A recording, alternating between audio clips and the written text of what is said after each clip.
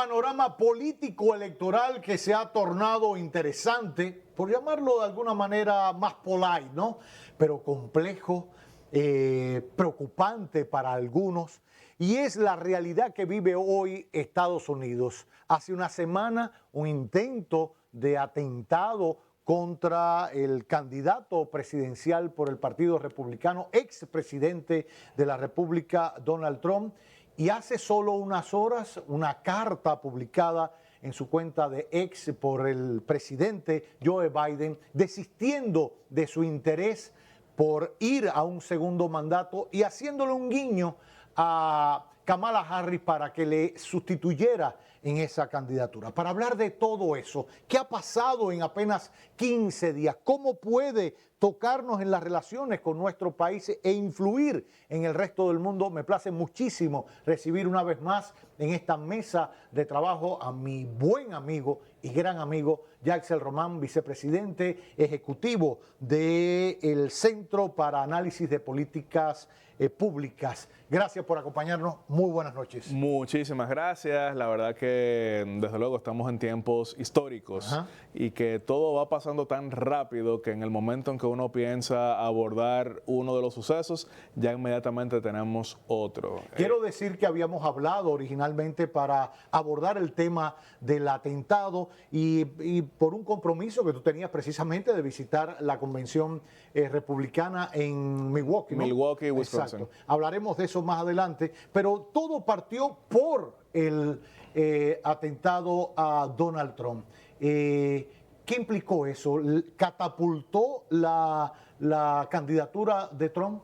Ya Trump estaba marcando bastante bien en las encuestas. Sin embargo, esa puesta en escena, con eso no estoy diciendo que fuera un plan, pero la puesta en escena física, el presidente sangrando, siendo llevado por el servicio secreto y levantando el puño en señal de victoria. Con la bandera detrás. Con la bandera detrás. Tú que eres profesional de los medios, sabes que eso habla por sí solo. Eso ya es para la historia. Una imagen irrepetible. Entonces, eso significó un empuje en las encuestas al punto de que mientras yo estuve en la Convención Nacional Republicana, cada vez que él llegaba, él salía todas las noches, algo que no es necesariamente una tradición, porque casi siempre el candidato presidencial solamente se presenta el día previo cuando habla su compañero o compañera de fórmula y el día que le toca hablar. Trump salió todas las noches y era tratado como una figura mesiánica, en una convención que fue triunfalista, en una convención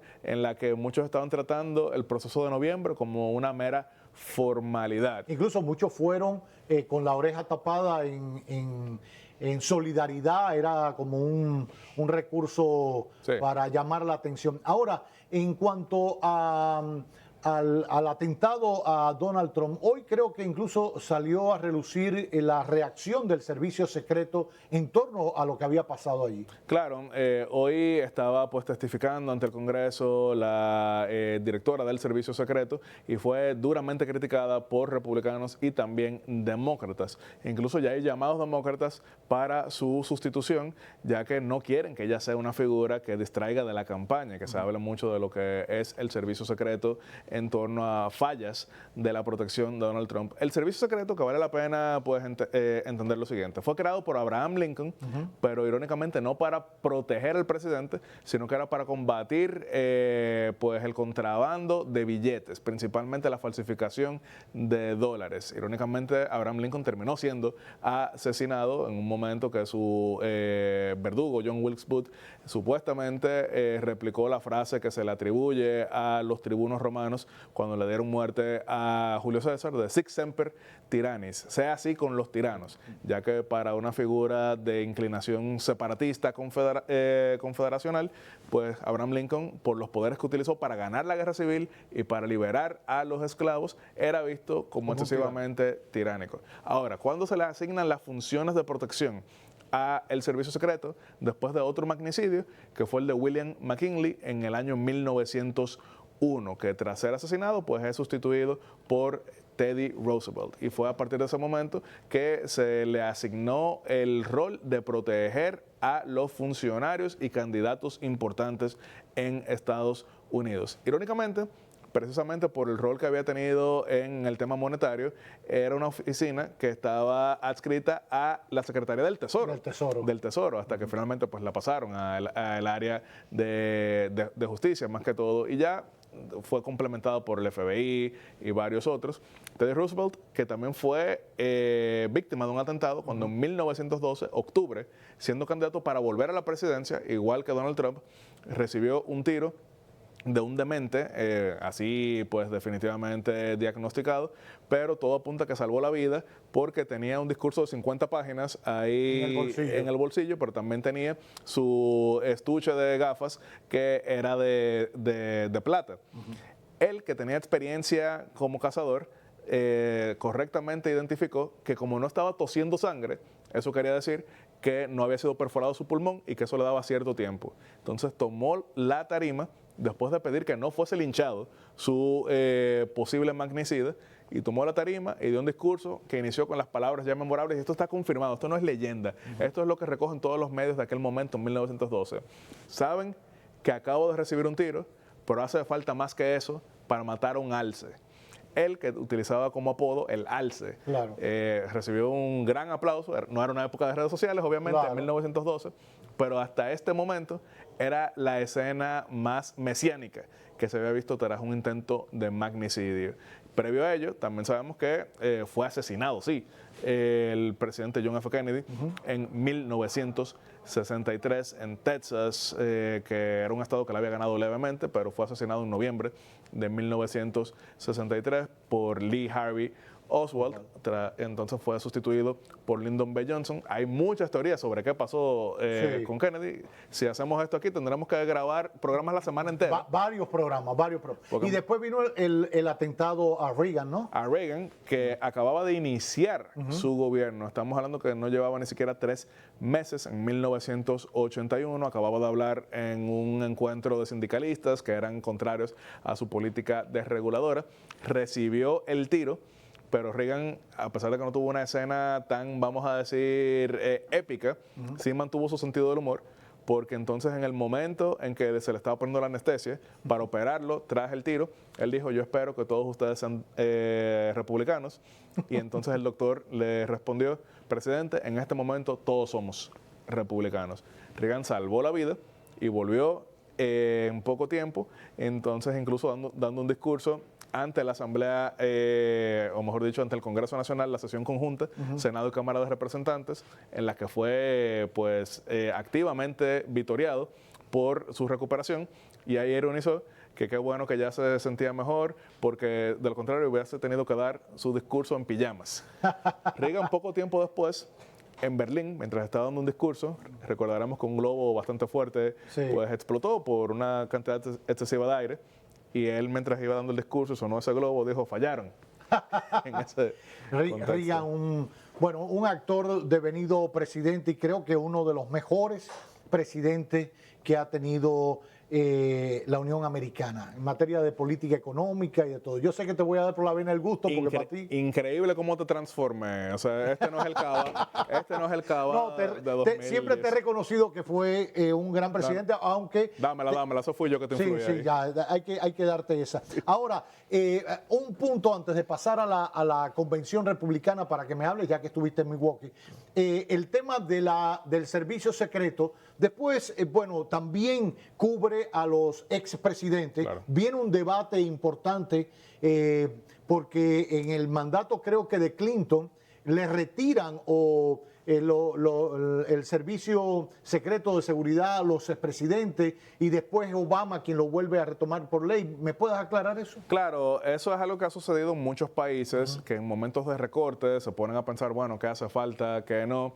En el caso específico de Donald Trump, se trata no de cualquier expresidente, sino de uno que aspira a retomar el poder, y es por eso que se han dado diversos debates. Pero, por ejemplo, seamos sinceros, Jimmy Carter, con 99 años, no es precisamente la persona que necesita más protección desde el punto de vista armado. Pero en el caso de Donald Trump era más que todo porque sigue siendo expuesto al ser un líder tan polarizante. No, y de hecho, y excúsame que te interrumpa, creo que el debate vino en algún momento por la cantidad de seguridad que tenía Bush, hijo, que había salido de la presidencia y salió en circunstancias después de las Torres Gemelas, Los terroristas. de los terroristas, de la lucha contra el terrorismo, con líderes de Al Qaeda presos en la base naval de Guantánamo en el oriente cubano. O sea, había toda una situación que ponía en riesgo la vida del propio presidente Bush, de su familia, y eso aumentó el número de agentes y de oficiales en la seguridad personal. Pero es algo que siempre levanta, vamos a decir, suspicacia de los ciudadanos porque se preguntan, bueno, ¿qué tanta protección necesita una persona? Pero no se trata de una persona cualquiera, se trata de alguien que ha tocado intereses, de alguien que ha afectado intereses y de alguien que muchas veces ha combatido la criminalidad. No estoy hablando solamente de George W. Bush, sino de cualquier presidente. Algo que estuvo en el debate recientemente era si el candidato minoritario en el contexto americano, Robert F. Kennedy Jr., necesitaba entonces, o merecía más bien, protección. Tras el atentado contra Donald Trump, se tomó la decisión de sí protegerlo. Biden lo anunció en su propio discurso. Ahora, yendo a Milwaukee y a la convención republicana en la cual estuviste, ya contaste un poco que el presidente decidió ir todas las noches, a diferencia de lo tradicional. La escogencia de su vicepresidente, ¿qué opinión te merece? Es un vicepresidente con una historia personal que amarra a muchos sectores. Incluso la película que está disponible en plataformas de streaming es una historia con la cual mucha gente en Estados Unidos puede identificarse. Una historia de adicción a las drogas, una historia de daños desde el punto de vista emocional, psicológico, económico y de redención. Entonces es una buena historia personal, pero también al mismo tiempo es alguien que, a pesar de que había sido crítico con Donald Trump, tanto en 2016 como aparentemente en privado 2020, hoy es más confiable para él que figuras que quizá tienen un mayor peso político. ¿Por qué? Recordaremos que Mike Pence, que había sido su complemento entre 2017 y 2021, contrario a lo que querían algunos segmentos más fanáticos, no puso en duda el resultado electoral del año 2020, ya que al vicepresidente le toca presidir el Senado en la sesión donde se certifica el resultado electoral. Algunos querían que él frenara la asunción de Joe Biden, pero no lo hizo.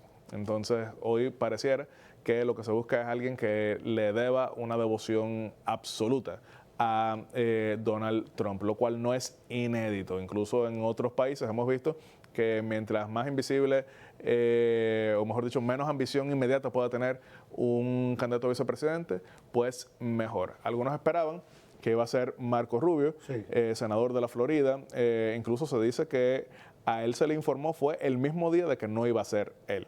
Otros esperan entonces que sea altamente considerado para una posición importante en un eventual, posible, hipotético gobierno de Donald Trump. Hay quienes hablan de la Secretaría de Estado precisamente por su gran manejo en lo que son las relaciones exteriores. Ahora, por último, respecto a la elección de Trump, se había dado en otras ocasiones esta experiencia, un periodo presidencial, perdió la reelección, se presenta a un segundo periodo. En el pasado reciente había ocurrido con un expresidente que quiera volver a ser el presidente. ¿Qué dice la Constitución americana en ese sentido? En el pasado inmediato no, hay que irse al siglo XIX para ver la experiencia. ¿1800 qué? Estamos hablando de los años 1888. Específicamente estamos hablando de Grover Cleveland, demócrata, que perdió su reelección a pesar de que logró una votación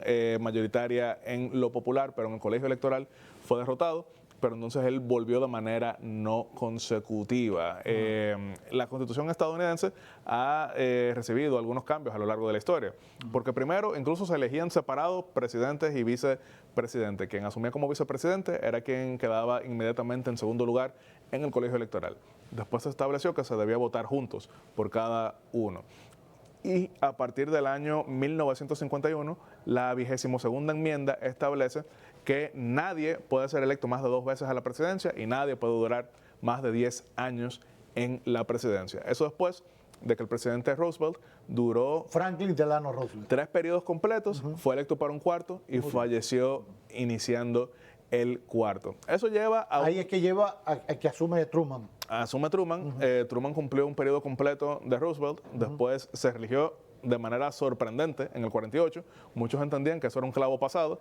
Incluso el Chicago Tribune tuvo aquella frase de encabezado que decía Dewey wins, era el candidato opositor por el Partido Republicano, que fue la portada que sacó Truman cuando ganó.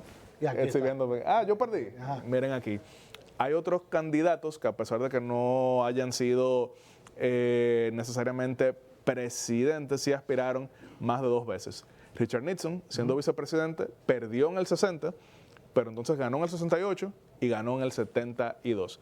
Hay otros candidatos que perdieron 3 veces consecutivas, como es el caso de William Jennings Bryan, que ha sido el candidato más joven en la historia de Estados Unidos, con 36 años en 1896, que fue electo en una convención muy memorable, porque no estaba claro quién podía ganar, había muchos choques. Él dio un discurso sobre las políticas inflacionarias para generar, en su opinión, mayor bienestar con más dinero circulante, y fue en ese momento que los delegados vieron a este joven gran orador, los cogen como candidato de manera sorprendente, pero pierden el 96, pierden el 1900 y pierden el 1904, al punto que algunos ironizaban, y él de vez en cuando sumó al chiste, de que cuando él falleciera, pues su lápida leería: aquí yace el próximo presidente de los Estados Unidos. Bueno, de hecho, tú recordabas que creo que después con el tiempo, cuando ya surge la radio, etcétera, él graba algo del discurso que había. Sí, claro. Un discurso que es una pieza oratoria magnífica. Él en ese momento cuestionaba el patrón oro, que decía que limitaba la circulante de dinero, que si se aprobaba entonces el bimetalismo, es decir, permitir también la plata, eso llevaría a mayor circulante. Él cuestionó a las élites del noreste, principalmente de Nueva York, que era donde estaban mayormente los republicanos de aquella época, como fariseos que estaban imponiendo una cruz de oro sobre la población. Ahora, como en el 1896 no había forma de grabarlo, la única grabación que existe de ese discurso es en retrospectiva, Claro. en el 1920. Entonces, la voz que está disponible no era la voz potente que él tenía en ese aquel momento con 36 momento. años. Claro. Por último, la decisión de Biden. Decía que era un guiño a Kamala Harris porque aun cuando ya después de la carta sí ha sido más explícito para que le sustituya en la boleta, eso había pasado con anterioridad. ¿Cómo se lleva ahora esto a la convención? Obama no estaba como muy decidido, tampoco le dio un espaldarazo a Kamala Harris, pero ya ha recibido el respaldo de al menos 5 gobernadores, me decías ahorita X cantidad de delegados a la convención. ¿Cómo se arregla este potaje dentro de los demócratas ahora? Ya eso es un clavo pasado. Kamala Harris es la candidata. Es la candidata, ya tiene más de 1000 delegados y de hecho, inmediatamente antes de comenzar esta conversación ya iban 23 gobernadores, que son la totalidad de los gobernadores demócratas. Es algo un tanto similar, pero guardando las diferencias, con cuando se retiró Lyndon B. Johnson en el 68, endosa a su candidato vicepresidencial Hubert Humphrey, quien entonces es electo como candidato, pero perdió de Nixon. Sí. Recordaremos en ese momento. Entonces, ya Bill Clinton la ha endosado, Hillary Clinton, Gavin Newsom, Pete Buttigieg, Nancy Pelosi, se espera que Chuck Schumer lo esté haciendo en cualquier momento, todo el liderato, más de 1000 delegados, solamente le faltan 688, ya eso es un clavo pasado. Ha recaudado como 84 millones o más en apenas 24 horas. Sí, es una ola, pero de nuevo hay que tomar en cuenta que si Biden hubiese titubeado, probablemente hubiese dejado el partido en un estado de confusión que le hubiese hecho más daño con el retiro. Claro. Por eso vale la pena que los demócratas reconozcan que ha sido una decisión de estadista y de hombre de partido. Claro. Porque de nuevo él podía decir, bueno, ustedes no me quieren, me fui, arréglensela ustedes. Ahora,